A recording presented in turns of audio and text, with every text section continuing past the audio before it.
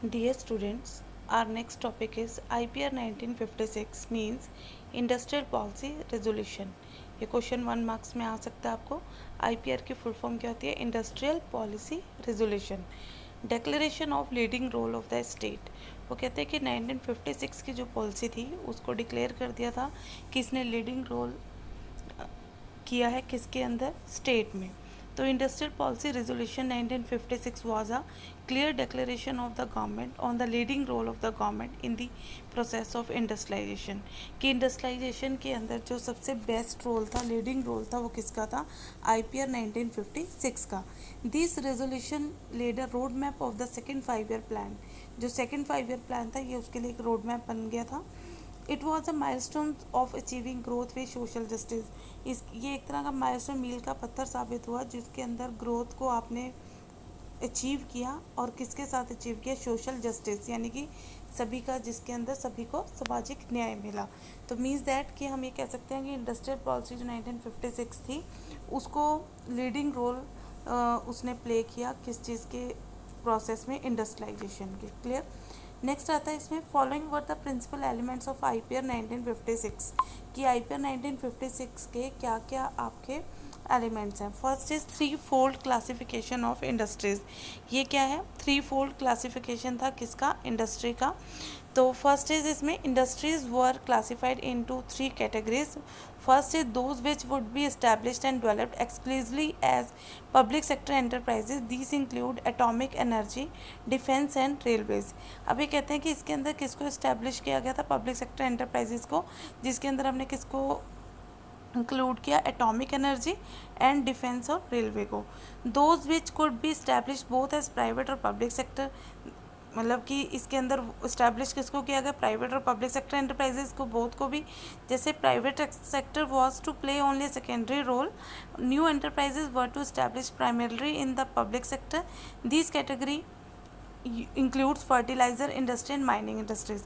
All industries other than a category first and second were left to the private sector। यानी जो first और second में नहीं आई वो सभी किसके लिए थी? आपकी इंडस्ट्रीज प्राइवेट सेक्टर के लिए। तो IPR 1956 clearly implied that the state was to be spread या sponsor the process of industrialization in the economy। इसलिए हम इसको देखते हुए बोल सकते हैं कि IPR 1956 क्लियरली आपकी स्टेट, आपकी गवर्नमेंट के लिए स्पॉन्सर किसकी प्रोसेस में? इंडस्ट्रियलाइजेशन की, और किस में? इकोनॉमी में। Clear. Second point is industrial licensing. Industries in the private sector could be establish only through a licence from the government. कि जो इंडस्ट्री प्राइवेट सेक्टर के थ्रू अगर इस्टेब्लिश होना चाहती है तो उसको मस्ट भी किससे लेना पड़ता था? उनको लाइसेंस गवर्नमेंट से। The basic idea of licensing policy was to encouraging industry in backward regions of the country. This was to promote regional equality. The licence was needed not only on establish new enterprises but also expanding production capacity of existing ones. अगर पुरानी industries ने भी अपने आप को expand करना है तो उनको भी क्या लेना पड़ता था? Licence.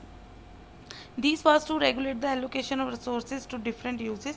The focus was to promote social welfare rather than the private profits. Third one is industrial concessions मिली इनको कैसे?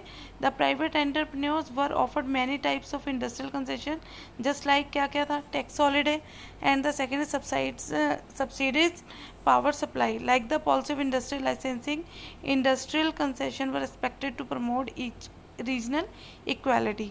यानी कि इंडस्ट्रियल कंसेशन बहुत मिले। जो इंडस्ट्री में क्या था? Tax holiday, freedom from the payment of tax for some time, कुछ टाइम के लिए फ्रीडम मिली पेमेंट ऑफ टैक्स के लिए। और कौन सी? पावर सप्लाई मिली जिसमें आपको सब्सिडी भी मिले।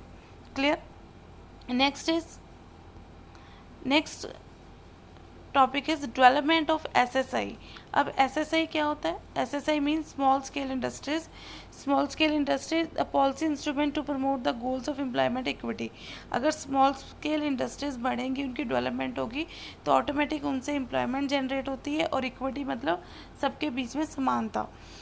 First is growth of large scale industry like iron and steel, transport, communication to generate infrastructure facilities.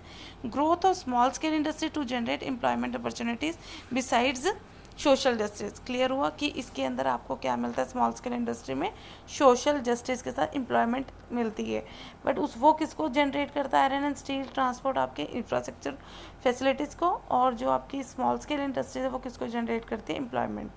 A small scale industry is presently defined as one of whose investment does not exceed 5 crore.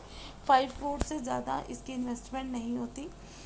At the beginning of planning, it was defined as one whose investment not exceed 5 lakh.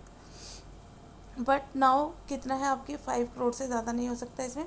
The role of small scale industry in achieving the goals of planning was underline by Karve committee, also called village and small scale industry committee. इसको दो नाम दिए जाते हैं, curve committee, और इसको हम village and small scale industry भी बोल सकते हैं। It underlined the significance of small scale industries in terms of their three principal characteristics. क्या क्या three principal characteristics है? First is SSI is labor intensive and therefore employment friendly. कि जो small scale industries हैं वो labor intensive होती है, capital intensive नहीं, क्योंकि इसमें जो मिनिमम अमाउंट ऑफ इन्वेस्टमेंट है वो कितना है आपका, और मैक्सिमम भी कितना है, 5 करोड़, है ना। तो ये से ज़्यादा नहीं हो सकता, तो ये कैपिटल इंटेंसिव तो हो ही नहीं सकती। तो ये कौन सी है, लेबर इंटेंसिव है। और लार्ज स्केल इंडस्ट्री जो होती है वो कौन सी होती है आपकी, कैपिटल इंटेंसिव। तो इसमें वही है कि अगर ये लेबर इंटेंसिव है तो इसकी वजह से achieving full employment bye focusing on small scale industries, यहाँ पे गिवन भी है। SSI shows locational flexibility and is therefore equality oriented. Large scale industries like Bhilai Steels of Rourkela Steels is often established close to the source of raw material. This is because raw material requirement the large scale industry is very huge. Its transportation from distant places leads to high cost of transportation. SSI on the other hand shows locational flexibility. It is there for equality oriented. अब ये कहते हैं कि जो आपकी large scale industry है वहीं पे रखती है जहाँ पे रॉ मटेरियल इजीली इनको मिल जाए, लेकिन जो ये आपकी एसएसआई होती हैं, स्मॉल स्केल इंडस्ट्री होती है, ये लोकेशन फ्रेंडली होती हैं। Third one is SSI need small investment and is there for equity oriented. अब यही है कि भाई एसएसआई में किसकी इन्वेस्टमेंट की ज़रूरत होती है, स्मॉल इन्वेस्टमेंट की नीड होती है, जिसकी वजह से एक तो इक्विटी ओरिएंटेड होता है आपका, दूसरा क्या, it does not lead to concentration of economic power, rather it promotes equality across different section of the society. Clear. तो हम इसे बोल सकते हैं equity is further promoted because of greater employment per unit of investment in SSI compare to large scale industries.